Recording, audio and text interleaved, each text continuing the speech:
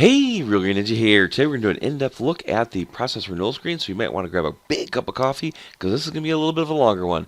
So let's begin. The first thing I want to do is I want to show you my example customer that I have set up. There's a couple situations we're going to do in the process renewals, and I want to use him to show you what actually happened to the customers that it happens to.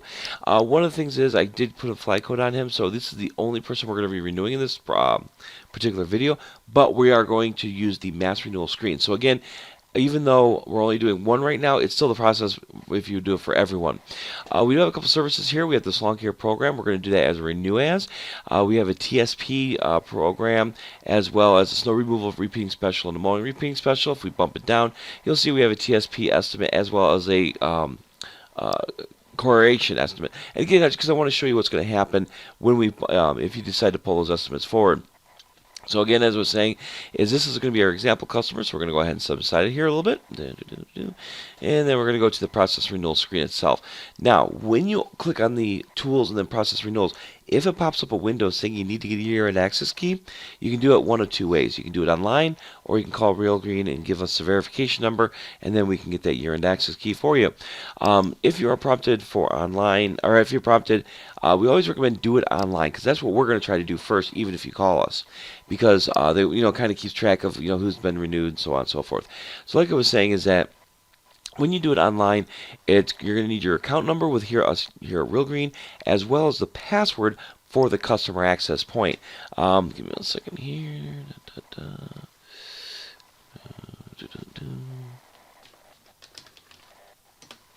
And it's going to be the password for this website right here. If you don't have that information, again, you can call Real Green. We can get that information in there for you. Now, if you need the password, we can only give the password out to the primary contact on the account, which would be the person in our system that has the name there. But usually, like I said, we can get that year-end access key so you can get those process renewals done. Now, again, we're going to go back to the process renewal screen by going to Tools and Process Renewals. I've already got my year-end access key, so let's go ahead and start covering some of the different options and settings you can do. First one, obviously, is you can select what branch or branches you want to renew. You don't have to renew all of them at one time, but you can go through and select them all. But a lot of times you may do them in renewals in batches. That's okay. Non-service year, there are some customers out there that are starting to use the non-service year feature. Now, this non-service year means that it's not tied to any particular service year, but everything has schedule dates, and the reporting goes by schedule date or done date, as opposed to a service year option or the service year itself. Now, again, this is something that it's a little bit more advanced feature of the software. If your company doesn't use it, don't worry about it.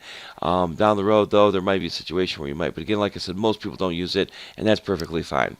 You're going to select what year to renew. Now, again, this isn't what you're renewing into. This is the year that you're moving. So, again, we have it set for 2015. Down here in this bottom, we have the grid. This is what we're going to be renewing. Anything that's currently check marked here means that the parameter is set to renew.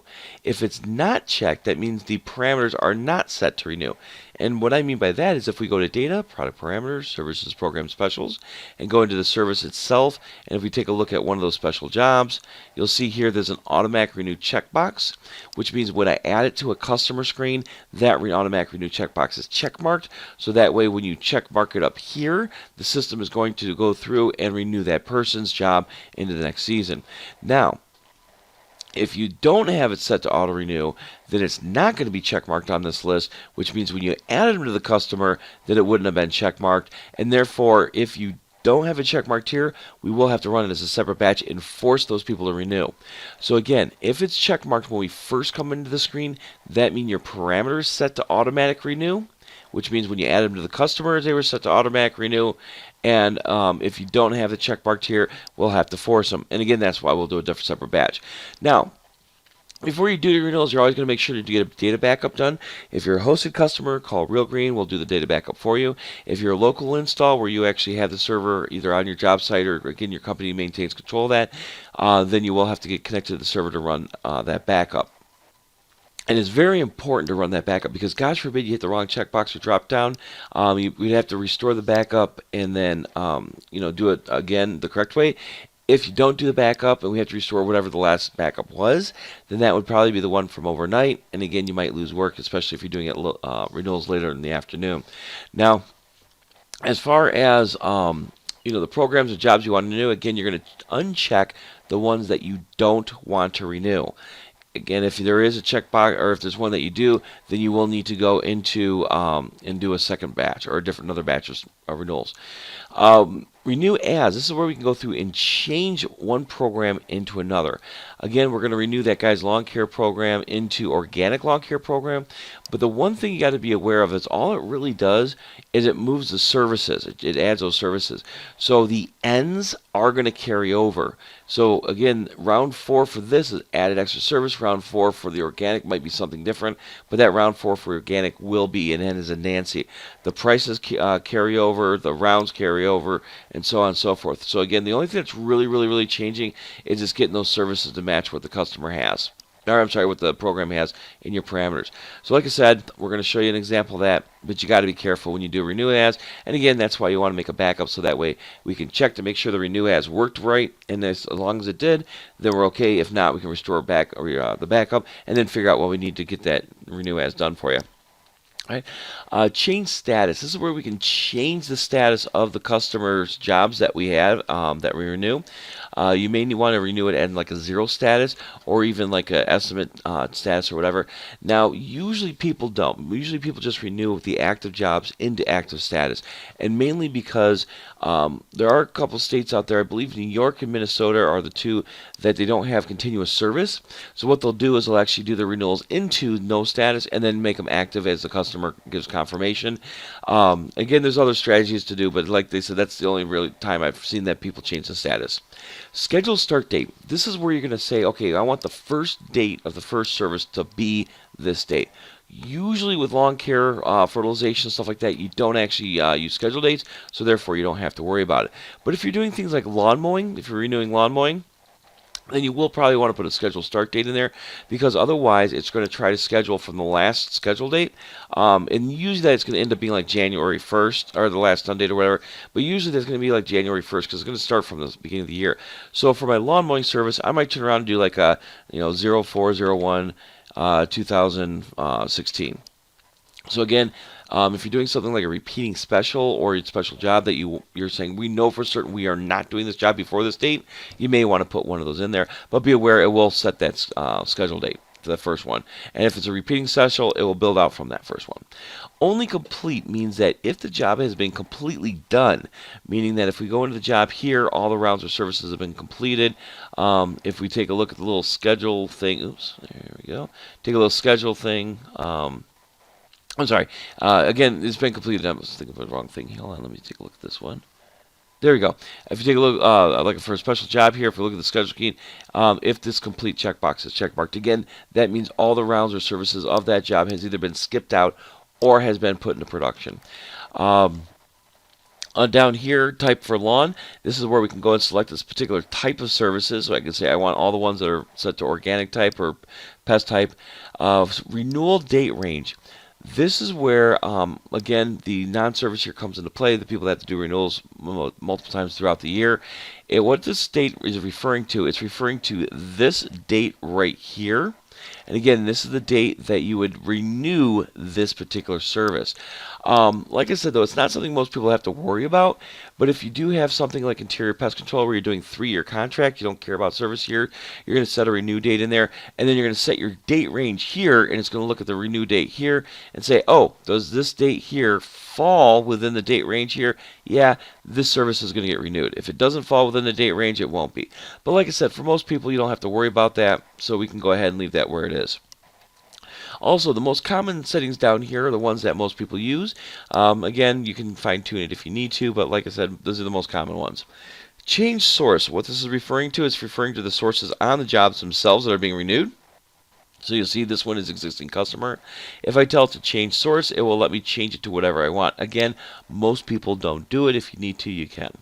Renew targets and preconditions. Most people don't know this, but on jobs themselves, you can see this little bullseye. This is for targets and preconditions. This is the reason why you may have gone out there. So, for example, you may have like a correlation program or correlation service, and the precondition is they have heavy thatch, and that's why you're doing the correlation.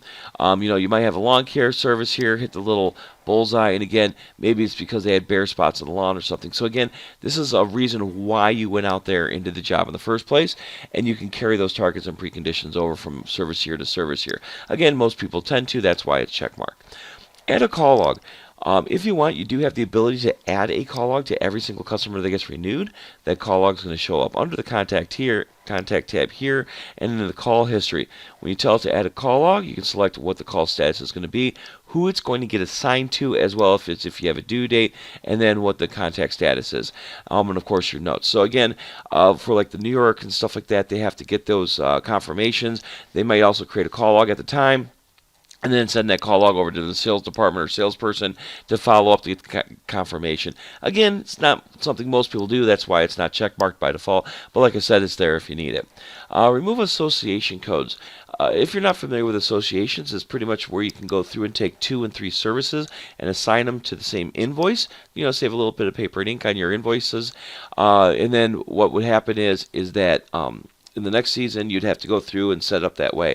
So if you go to the invoice screen, you'll see there's an association button, and you'll see we can go through and select that. Again, I did another video on association, so I'm not going to go into too much detail about how to do these. But like I said, you're going to set your associations here. But there's another option for associations. If you go to a customer's job screen and you put a letter or number in this A column, whatever other service has the same matching letter or number for that customer for that service here, it's going to put them on the same invoices, again, up to 3 of them. So like I was saying, is you can put a code in there and it says, I don't care which one of these services we're going to pull, we're going to put them on the same invoice. If you use those codes, you have the option to remove them. Again, most people, when they set up association codes, those are the ones they want from season to season or service here to service here, so they're not going to remove them, but it's there if you need it. Cleared sold person and sold date. Again, most companies do not do that. Pretty much what you're doing is you're going to blank out the sold date as well as blank out the sold person. Again, for the New York State companies out there that use their software, they might have their salesperson follow up the call, and then they'll give credit to the salesperson for those customers. But they might give a slightly different commission or a slightly lower commission or something for a re-sign as opposed to for an actual sale or new sale. All right. Move estimates to new service here. What that's going to do, it's going to take the estimates from the past, so for example this 2014, and it's going to move them into the current service here. Now you do want to be a little careful with that because it will have the original pricing and everything. So again, if you decide to move those estimates, you're going to have old pricing. So most people don't do it. Again, if you really want to, you can, but like I said, it's not recommended only because it's going to have the old pricing. And because it has the old pricing, you might accidentally send a letter out and actually lose a little bit of money out from that. Reset man-hour rate to default. Some services are charged by man-hour.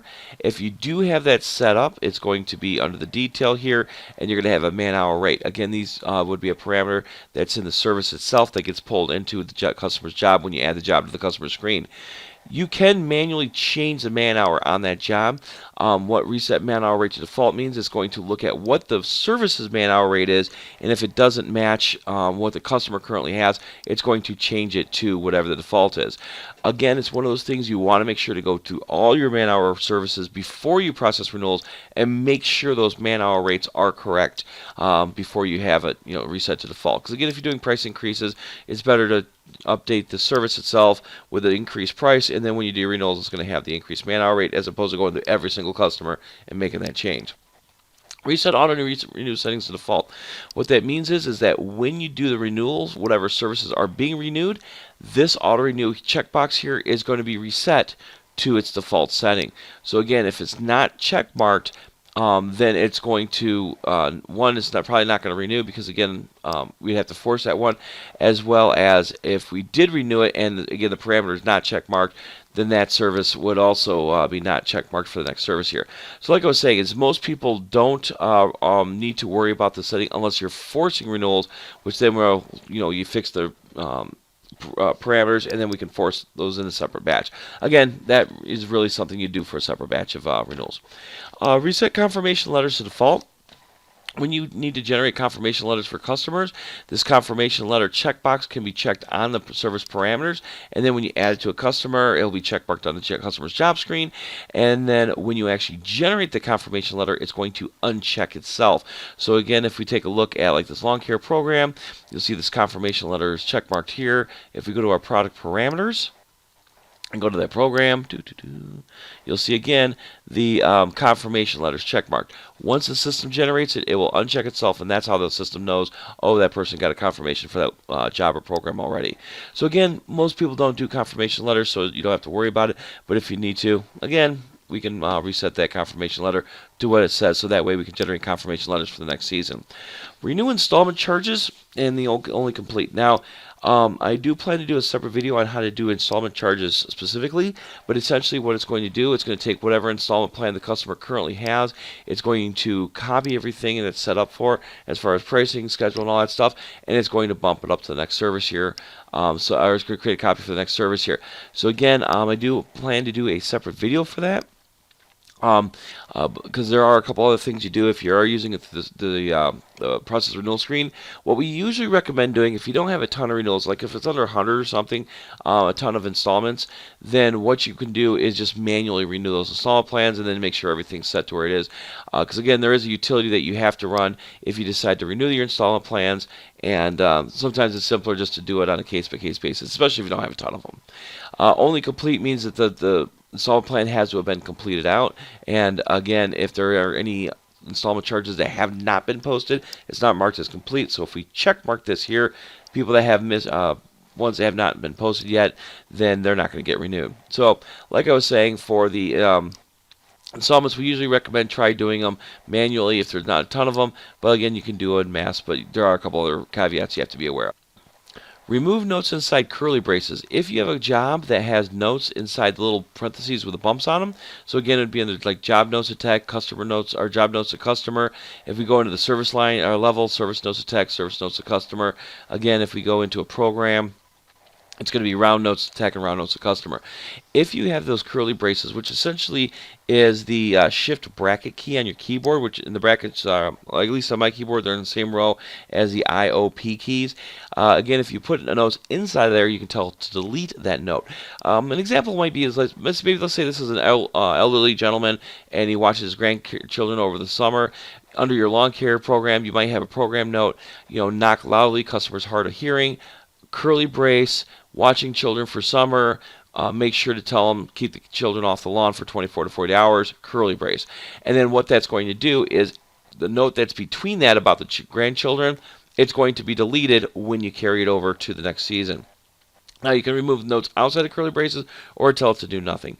Again, most people don't even know about the curly brace feature, and so therefore it doesn't matter. But like I said, I just usually when someone calls in and asks to do renewals, I explain what that option does. So again, they're aware of it and something they can use in the future if they so decide. Full versus partial programs. Or both full and partial programs.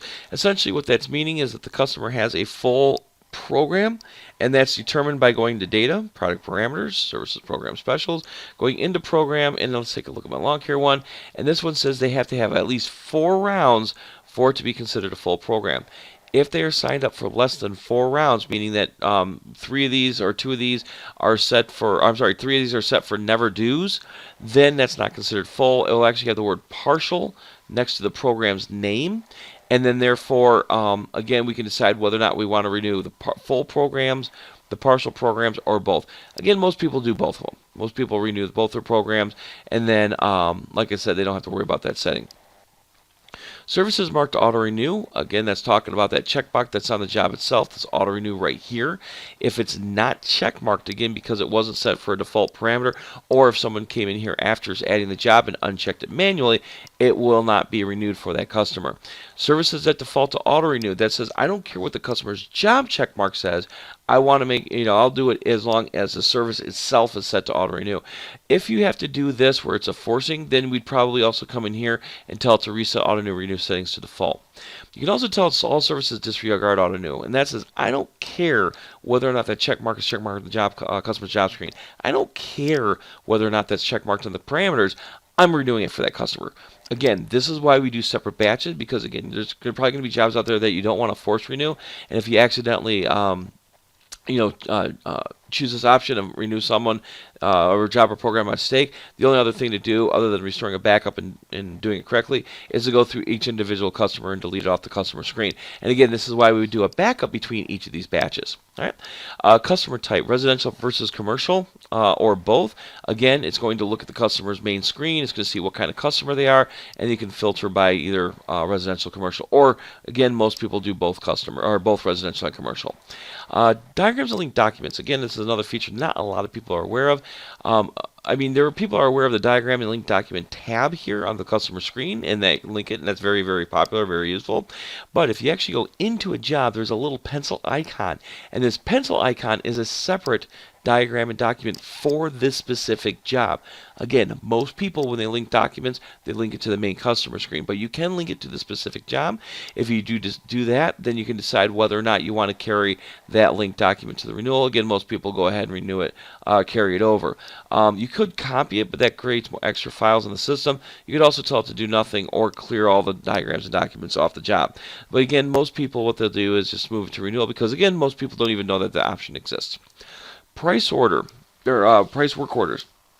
If you do work order services, those are services that are line item pricing, they'd be labor and material, 10 paver stones, 15 hours, that sort of thing. You can tell it to do by the previous price, which means it's going to carry over from the last service year to the next service year, or you can tell it to do off the product price.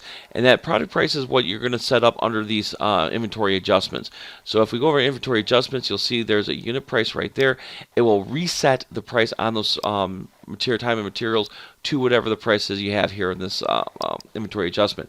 Most people do not renew work orders simply because work orders are things like landscape jobs. Again, if you do work orders and you do want to renew them, that's not a problem. But like I said, most people don't do them because usually work orders are one-shot type of jobs, and if the customer needs another one, they'll add it separately. But if you do, you can decide whether or not previous price or product price. Reschedule non-repeating. That means a non-repeating special, for example, like an aeration or a grub control, something you go out there and do a one-shot of, it's going to schedule the same day of the week, the same date, or you can clear out the date. If you decide to do the same day of the week, then what it's going to do is going to try to find the closest day to that date to that day. So if it's scheduled for a Wednesday in 2015, it's going to schedule for a Wednesday in 2016. And again, it's going to, I think it bumps it down or bumps it up to the next available Wednesday. But again, it's going to kind of be in the same time frame that you did at last service here. If you do same date, it will schedule for the same date, but be aware if the date was a Monday this year, that might end up being a Sunday next year. So you may not want to schedule things for Sundays and stuff like that if you don't normally work on Sundays. Again, most people just do same day of the week. Programs. Most people that do fertilization don't use schedule dates for programs, so they'll clear the date out. But if you use schedule dates, again, you can use same day of the week or same date, and it will carry that date over for that individual round. Again, most people just leave it on clear date because most people don't use schedule dates for programs because they use dates since last service. Build schedule for repeating. This mowing service right here, what it's going to do, it's going to build out the schedule based on the parameters I have in the job itself. So again, because I put a schedule start date here, it's going to start on April 1st. It's going to go through and build it out again based on this criteria. For snow removal and stuff, usually you don't build out the schedule for repeating because you want it to build as you go along. So again, you may do your snow removal as a separate batch and then have this unchecked. Clear promised. Each service line, if we go into detail here, has a checkbox that says promised. What that promise means is that when you pull your invoices, if that check mark is checkmarked for that service, on the list, the schedule date here is going to be highlighted purple with white text. It doesn't guarantee that you're going to print the invoice because obviously if you uncheck it, it won't. But again, it's going to give you a visual clue that, yeah, we need to go to that person's property because we promised we're going to be there on that date. Again, most people don't know about that promise checkbox. That's why I like to point it out when I do renewals over the phone with tech support, simply because that way they're aware of a feature that they may not have been aware of before. Now, flag codes. We can specify if we only want to renew people with a particular flag code or if we want to exclude people that have a particular flag code. So I can say I want to do people without the do not raise prices flag code because maybe for some reason I'm doing them as a separate batch, or I can do it only for people with this particular flag code. Now I'm going to do with, and then I'm going to do that for renewal video. So again, this customer is the only one that's going to get renewed in this particular batch. Like I said, if it wasn't for this, everyone in my database would be renewed based upon the criteria I set. All right. So when I'm doing a renewal over the phone, I'm going to say, all right, we're going through all the options. Does everything look good to you? Everything looks good to me from what you said. Again, I'm going to double check to make sure because we are copying a lot of information from one service here to the next. So again, we want to make sure everything's as accurate as possible. Again, we would make sure to get that backup made before each batch of renewals that we do. But once everything looks good, we're going to hit process renewals. It's going to ask you if you need your backup. Yes, we made our backup. Are you sure? Yes, we're sure. And then it's going to go through and then do the process renewals. Now, again, mine went by really, really quick because I'm only doing one customer because I filtered by flag code. If you have a large customer base, this can take a while. Just be aware of that. Also, usually with renewal calls, because I have to ask questions and then people may have to talk to their boss or whatever. Some of these renewal calls that I take can take anywhere between a half an hour to an hour. And again, this is the whole reason why during the winter time when you guys are calling in about renewals, that is the reason why the help desk is usually pretty busy because we're taking a lot of these long calls. We do try to get through them as quick as possible, but again, we want to make sure we do them right, so we don't want to rush too much. All right. So like I said, we do have renewal process has been completed. You'll now see we have a view summary and print summary button. Now, if you want to, you can print out the summary, but again, I always recommend doing a preview first just to double check to see how many pages there are for that particular thing that you're printing out. Because some of these summaries I've seen go a couple hundred pages long because they have a large customer base with a lot of services and programs. If you decide not to print the summary, or if you meant to print the summary and something happened and you didn't do it or whatever, then you can go through and run a customer list by program job, and it's going to pull up pretty much the same information. In fact, it's going to be a little bit more detailed. But you'll notice there's your summary right here. Services renewed successfully. Again, it's going to tell us the schedule date, if the schedule date was set, as well as the price. Now, one thing I did forget to check mark that I wanted to show, so we can come back here, is the move estimates in the new service here, because again, I want to show you how that works. So, if we want to, we can run this again. And because all the people that have been renewed so far, or all the people that would be renewed has been renewed, it's not going to remove the services even though I have them checked up here, or selected up here, because it's not going to renew them a second time. Again, this is why we do backups, because gosh forbid we forget to do something, we can try doing it now, and again, we can make sure everything looks good. If not, we just restore the backup and run it again. So again, I'm going to tell it to move estimates to service here. I'm going to hit process renewals again, click yes, yes. Yes, and then view summary. Oh, did I forget here? Okay, hold on. Did it push them forward? No, hold on. Give me 1 second. I'm not going to redo this whole video. I'm going to put this on pause real quick. Let's see what maybe I need to check mark.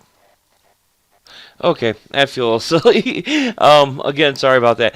Again, because see right here, the current year is 2015. We don't have any estimates in 2015. That's why I didn't pull forward. So what I'm going to do is I'm going to add that lawn care estimate here. I'm sorry, the coloration estimate real quick here. Again, because I want to show you how that works. So let me add this here really quick. There we go. All right, so close that. So again, now you see that the coloration estimate, and then I'm also going to add that TSP estimate, that tree and shrub. And again, keep in mind, these are all these videos are done on the fly. I do them in one takes. Yeah, I could go back through and redo this video, but I'm already at a half an hour, and I really don't want to do another half an hour video again. So again, I'm just going to go ahead and set these up. Oh my goodness, won't let me add to the same type. Oh, that's right, because I already have the job in there. So like I said, again, sorry about that, but again, I wanted to show you how that works. Like I was saying, though, is if you decide to move estimates into new service here, it's going to carry over the pricing and stuff like that. Let me go ahead and do that. Yes, yes, okay. And then did I take my branches here? Because that went a little fast.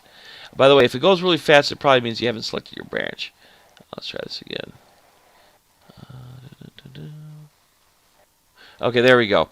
So again, you'll see that when we take a look at 2016, now that coloration is there, but it's no longer there in 2015. So again, we usually don't recommend pulling the estimates forward because, like I said, it's going to keep the old pricing as well as it's going to have the old dates and everything for the new service here. So most people, what they'll do is that when they want to have estimate services for the next service here, they'll use something like mass service assignment and add those services and estimate, or they'll go through and just manually add to the customer screen. So again, do apologize for that little hiccup there, but again, one checkbox, one drop down. That's why we make backups, because if you make a mistake, we can restore the backup and then go forward. Fortunately for this one, I was able to go through with it. So, like I said, there's a little bit more in-depth detail about going through the process renewals than the basic run-through, because again, I wanted to go into more detail about what the different options did and stuff like that. Hope this clears up some things for you guys if you weren't sure about things, as well as maybe learn something new like the curly braces or that promise check mark. Other than that, have yourself a wonderful day.